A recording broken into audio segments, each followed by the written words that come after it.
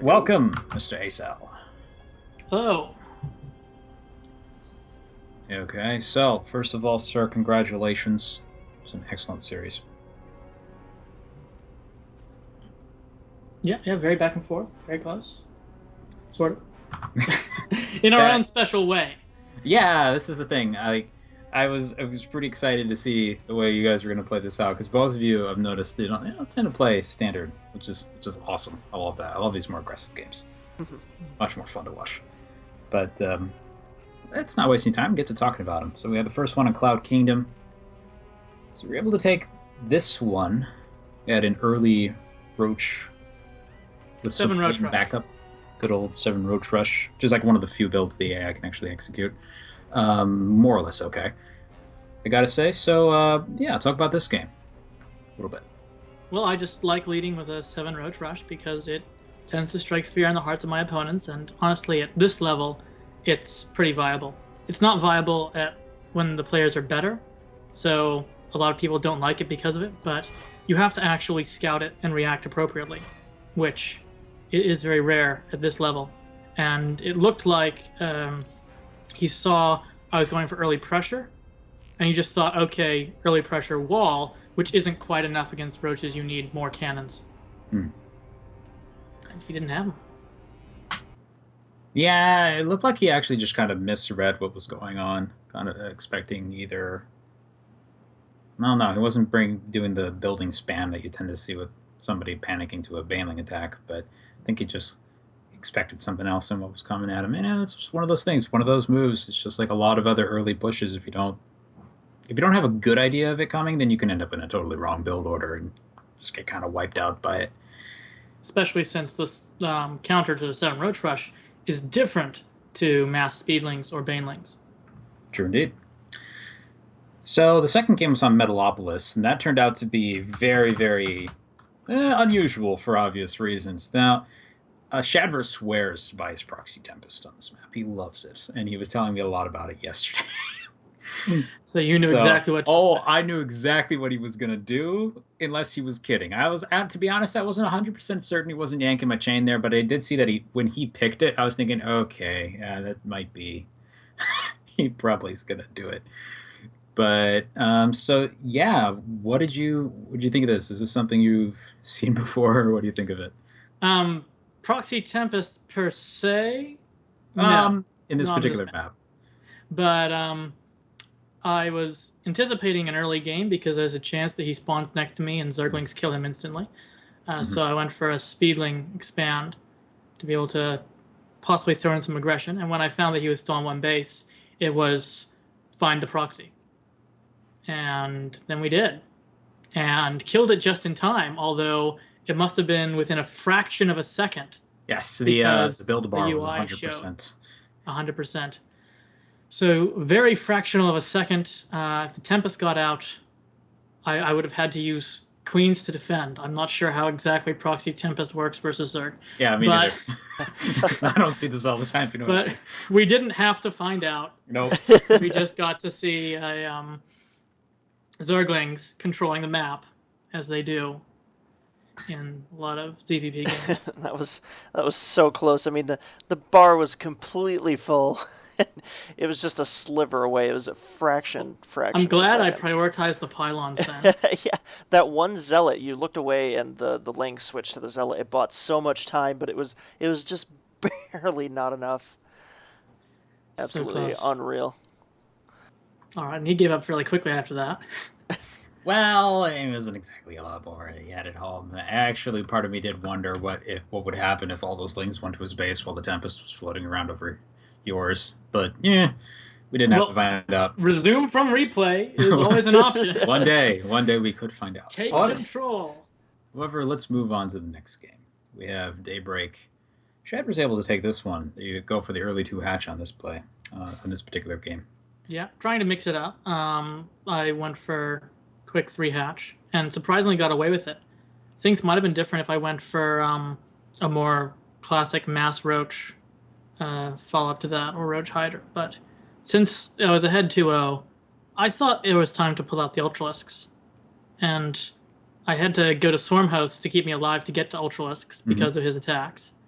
and then that turned into Swarm Host Ultralisk, which, if managed correctly, is an excellent raiding army, but did not exactly get really any transfuses off in that battle in his base, and didn't manage to evacuate very well either. Fair enough. So, but there was definitely some fun Swarm Host battles. It's nice to see Yeah. those. I gotta say, the one thing that I was really excited about that happened in the middle of that game was actually toward the end of it. I saw you starting to use the swarm hosts, dropping them down, throwing down the locusts, picking them back up, and moving away. And I was thinking, oh, that's brilliant. Yeah. Sadly, not like I wish that kind of play was a little bit more viable, as that's a way more exciting use of swarm hosts than Yeah. you'll ever see in any game. Oh, I was working on trying to make that build viable. I actually had a Swarm Host drop rush, where you rush to an Overlord full of Swarm Hosts, you drop it on the fringes of their bases, and the locusts come in from all over their base island, and they can't. By the time they see the locusts, the Swarm Host is repositioned, and it only really works against Bronze League players who get so confused. They run to the area, they keep scanning, where's the Swarm Host? But against good players, it's you're spending too much on tech to actually do anything at that point. Right. Yeah, it's an unfortunate reality, but it does keep it does keep it as a variety aggression tool in your pocket, Yeah. so to speak. So it Well, does have. they wanted to make Swarm Hosts more mobile, aggressive, and less build deep siege. And Legacy of the Void is one thing I've heard. So I'll revisit this in Legacy of the Void. Maybe then it'll be buffed to where you can do that. Just Swarm Host drop raids Yeah, everywhere. from what it looked like, it's kind of I'm not sure how well you could mess the unit. Well, it depends on what they do if they keep this the same way. But they wanted to dramatically increase the cooldown on the things, but like made their range a lot bigger or something like that, and then allowed them to fly. So you can do some pretty crazy stuff with them. But yeah, I don't know. We'll see. I kind of hope we get to see that messed with, because I think that was one of those things like they didn't touch at all in the example games that they did at BlizzCon. They were just like, nope, I don't care if you change them. We don't want had enough swarm hosts for a while. That's a shame. But We'll so see. of course that last game, and I think this was on Shakur's Plateau. This game was really exciting. Didn't start off so great though. Yeah, no, I was thinking, well, I'll just six pool, and if he's next to me, I win. And it didn't turn out that way, but somehow he was overconfident about being in the far position and got his wall up too slow. So that was pretty entertaining and at least distracted him. He lost a bit of mining time, gave me a chance to get back into it. So that was a bit of a back and forth opening, I think. Yeah, it was, and honestly, those Baneling mines I feel ended up being hugely important. But yeah, when it came to the mid game and he was trying to pressure me, the conventional wisdom is that Zerg needs to be a base ahead, but I think that's just Zergs are not giving themselves enough credit for the amazing strategic moves they can pull off, and they'd rather just go full macro mode. So those strategic moves include stuff like Baneling landmines and the mobility of Zerglings and Mutalisks. So I was thinking about that a little bit, and I was going, that's actually just a really beautiful move in this particular situation because there's no detection. I mean, yeah, okay, so he figures out Baneling landmines are there. Okay, and then he's just going to not walk up the ramp, which is kind of nice for you. You kind of don't want him to do that. He couldn't resist, though. There was the last time he saw the Baneling burrow, and he's like dancing around down below, saying, "Well, do I really want to go up that ramp? Do I have a choice or not?" And then he sends the stalkers up. Yeah, but I don't have them on auto cast unburrow, so that plan failed. Maybe he thought, "Oh, they're gone. They must have moved," and then all the sentries come out in one ball. Yeah, I was looking at that. I'm like, "Oh no, this isn't gonna happen again." No. Yeah, he really should have tried to contain me in two bases and take a third at that point. Although I was getting Mutalisks, so I would have been able to sort of economic counterattack. But yeah, moving up the ramp one too many times really kept trading away his advantage.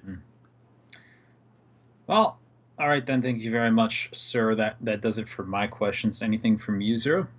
No, I just thought it was amazing that last game with the Banelings. You managed to turn it around after your 10 pool didn't go so well. I found that very impressive that the Baneling mines worked several times. I think that was very very instrumental in Yeah. There's a saying, fool me once, shame on you. Fool me twice, shame on me. And I really think by the third time, he should have realized that that ramp was off limits. Yeah, yeah, but no, very very well done. I like both of you guys playing tonight. It's always a pleasure. All right. Thank Uh, you for hosting us. yep, and Yeah. that's all I had for it. So, but Okay. Well, thank you everybody for watching. I would like to remind you again that we have another match in 40 minutes. Do stop by for that. That's going to be Fade versus Probe. Series 3 is going to be a best of 5. I'm looking forward to it. Hope you guys are too. See you later. see you soon.